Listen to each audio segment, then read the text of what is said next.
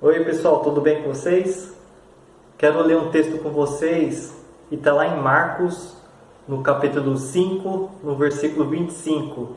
É a história da cura de uma mulher que sangrava já há 12 anos. Ela tinha uma hemorragia e ela é curada por Jesus. Quero ler com vocês, com esse texto, conversar um pouquinho a respeito desse texto e pelo menos te trazer 5 pensamentos, questões no qual pode estar ajudando a gente também na nossa vida hoje, aprendendo, levando em conta a vida dessa mulher, a coragem dela e também o contexto que ela se encontra, que eu vou estar explicando um pouquinho também. Então vamos ler lá um pouquinho? Marcos 5, capítulo 25. Eu vou usar a Bíblia do Celebrando a Recuperação, tá? Chegou ali uma mulher que fazia 12 anos que estava com uma hemorragia. 12 anos. Havia gastado tudo o que tinha, tratando-se com muitos médicos. Estes a fizeram sofrer muito, mas, em vez de melhorar, ela havia piorado cada vez mais. Ela havia escutado falar de Jesus. Então entrou no meio da multidão e, chegando por trás dele, tocou na sua capa. Pois pensava assim: se eu apenas tocar na capa dele, ficarei curada. Logo o sangue parou de escorrer e ela teve certeza de que estava curada. No mesmo instante, Jesus sentiu que dele havia saído o poder. Então virou-se no meio da multidão e perguntou: quem foi que tocou na minha capa? Os discípulos responderam: o Senhor está vendo como esta gente o está apertando, te espremendo de todos os lados? E ainda pergunta isso? Mas Jesus ficou olhando em volta para ver quem tinha feito aquilo. Então a mulher, sabendo o que lhe havia acontecido, atirou-se aos pés dele, tremendo de medo, e contou tudo. E Jesus disse: minha filha, você sarou porque teve fé. Vá em paz, você está livre do seu sofrimento.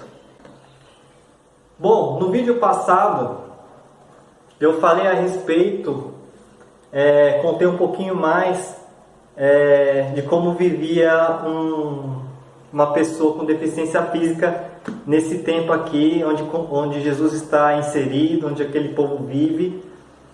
E na história de hoje nós temos uma mulher. Então, o que acarretava ser uma mulher também nessa época?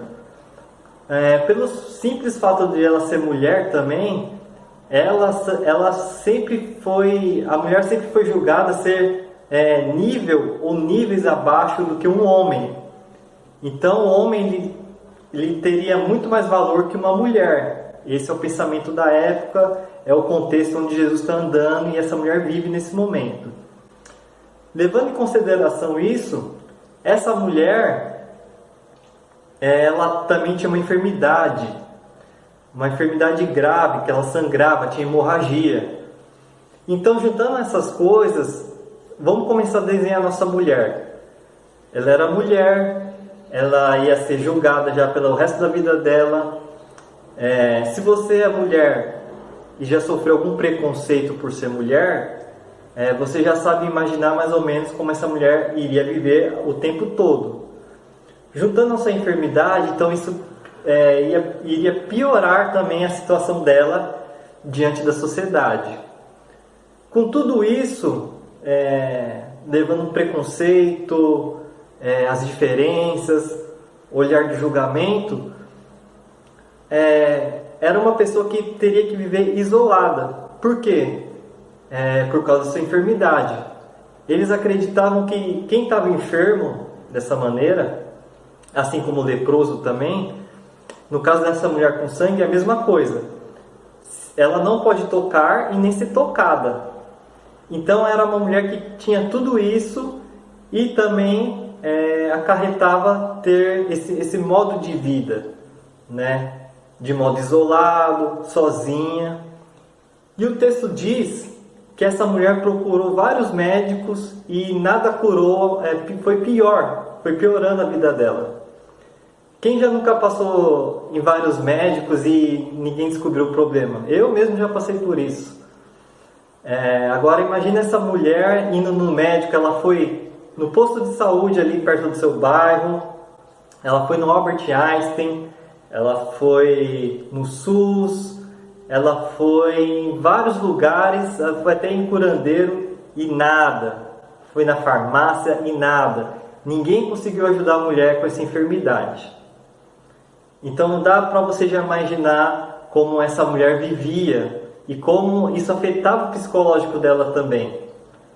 Sendo mulher, com doença, não sendo curada em lugar nenhum e todo o seu julgamento que ela havia de receber por causa dessas coisas. E a parte de relacionamento, que eu sei que vocês gostam de saber disso, talvez você esteja pensando. Mas ela tinha namorado? Ela era casada?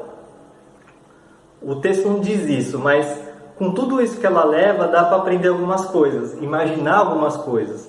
Por exemplo, se ela fosse casada e essa hemorragia acontecesse no meio do seu relacionamento com seu marido, no convívio do seu marido, esse marido ia separar dela, porque ele ia pensar que ia ficar impuro por tocar nela. E quem tocar numa pessoa impura teria que ficar em quarentena, sozinho, isolado. E você já sabe mais ou menos como é ficar isolado, né? Então, se essa mulher nunca tivesse namorado na vida, alguma coisa, só pelo fato de ela estar com essa enfermidade, ninguém ia se aproximar dela. Então, ela poderia estar solteira e sem namorado e sem crush a vida toda. Então, agora você já imagina como seria a vida dessa mulher. Baixa autoestima, talvez, medos, receios, o preconceito. Então é uma vida muito pesada para ela. E eu aprendi muito lendo esse texto, que eu acho que a gente pode tirar pelo menos 5 lições vendo a vida dessa mulher dentro dessa dificuldade, dessa enfermidade física dela. É o caso dela. Então eu vi algumas coisas que pode estar ajudando a gente nesse texto, não só nesse tempo de coronavírus, mas para a nossa vida também, como lição e aprendizado, vendo a história dessa mulher. Então eu tenho pelo menos 5 coisas para te falar. A primeira coisa é que eu acho que essa mulher, ela entende que tem uma enfermidade. Lógico que essa enfermidade, ela é visível, ela sangra, devia andar assim, fazer um rastro de sangue, sei lá. Mas muitas vezes a gente finge que tem um problema e não quer cuidar dele, não quer tratar esse problema. E essa mulher, ela assume seu problema. Tanto é que ela faz um movimento diferente para ser curado nesse tempo. Eu não sei qual que é o seu problema específico hoje que está te agonizando, que está querendo acabar com você, mas é importante você assumir esse seu problema, seja ele qual for, físico, psicológico. Assuma que você tem um problema, e isso é muito importante. Tem coisas que a gente pode estar resolvendo, mas tem coisas também que a gente pode viver de modo mais equilibrado. Então, assumir o que você tem é muito importante e não fingir. Então, foi uma das coisas que eu enxerguei na vida dessa mulher. A segunda coisa que eu enxergo na vida dessa mulher é que ela conhece a Jesus, ela já ouvia falar de Jesus. E o movimento dela, de ela sair, às vezes até da área de conforto dela, e andar diante de Jesus, é um movimento às vezes muito difícil. Porque ela está acostumada a ser negada. Mas ela faz um movimento diferente que leva ela até Jesus. Porque ela crê em Jesus, ela tem fé em Jesus e ela faz esse movimento diferente. A nossa vantagem hoje é que a gente pode ver tudo isso de camarote. Nós temos igrejas, temos a Bíblia, podemos orar a Deus. E a gente pode ler essa história para ter como referência para a gente hoje. Lembrando também que Jesus deu a sua vida por nós na cruz, através do seu sangue e do seu corpo derramado e partido a nosso favor.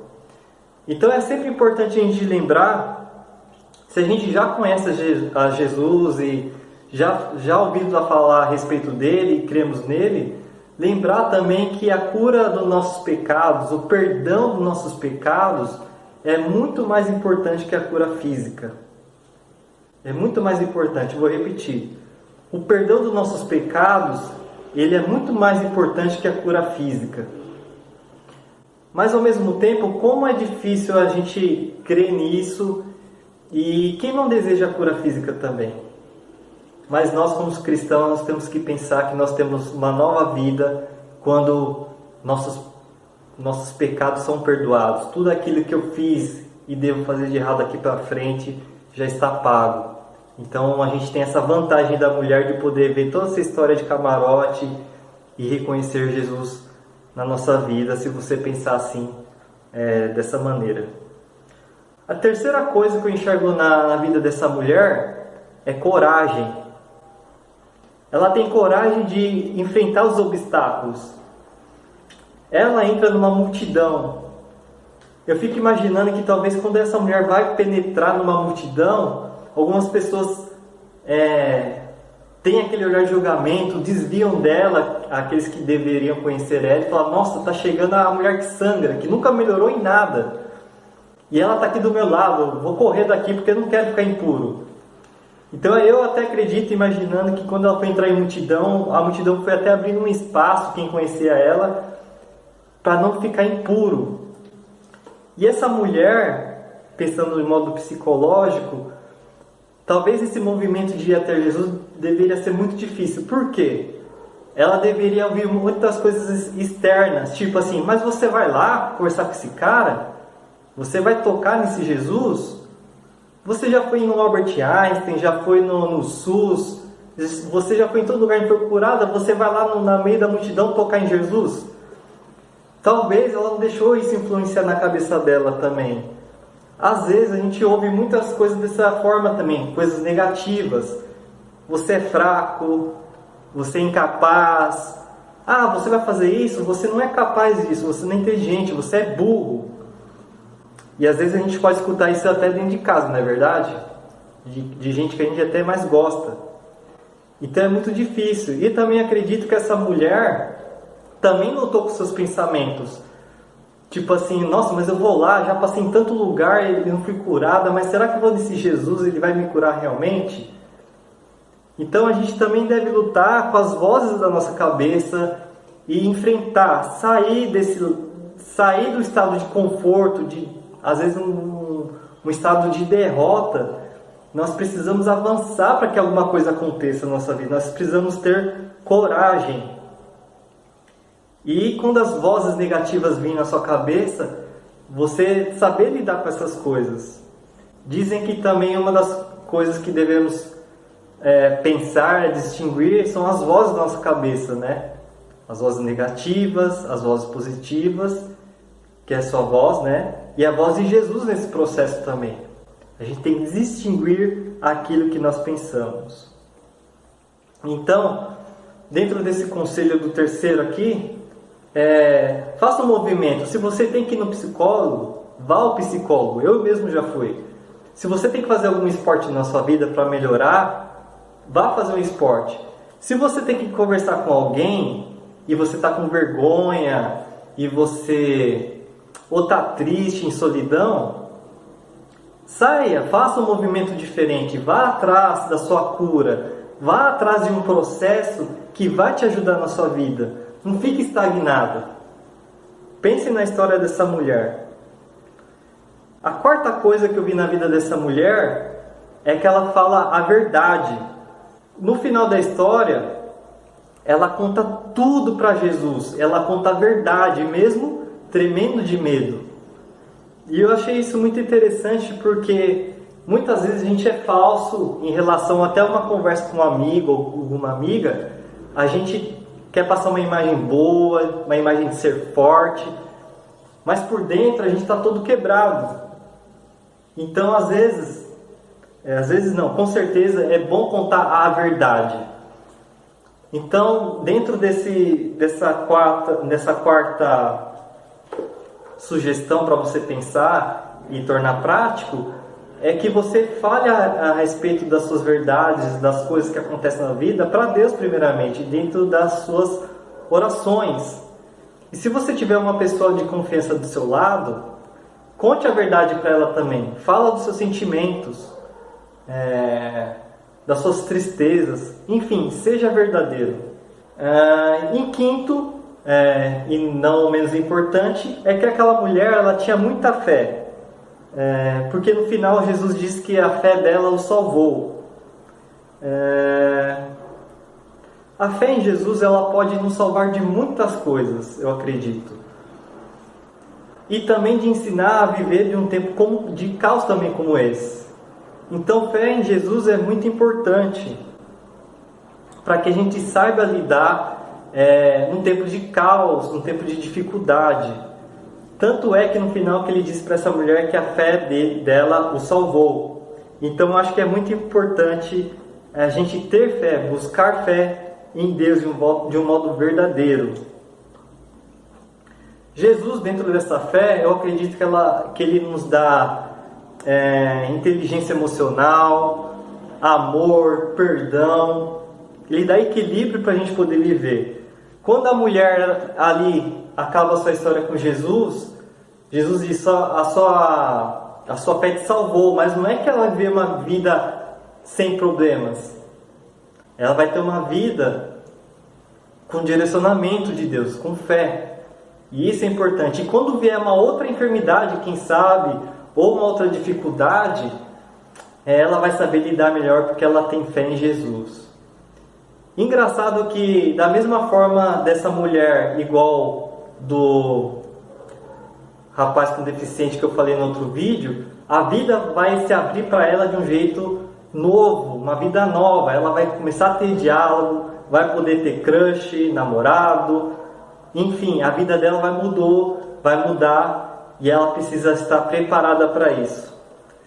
Então, esses são 5 maneiras de pensar a respeito desse texto que eu encontrei, que possa ter sido um momento importante para você e que você possa colocar em prática essas coisas. Tá bom? Então, eu te desejo um bom dia, uma boa noite e que a gente possa estar junto mais vezes aqui para conversar a respeito desses personagens e como Deus se relaciona, se comunica com essas pessoas, tá bom? Então, até mais e fique com Deus. Tchau!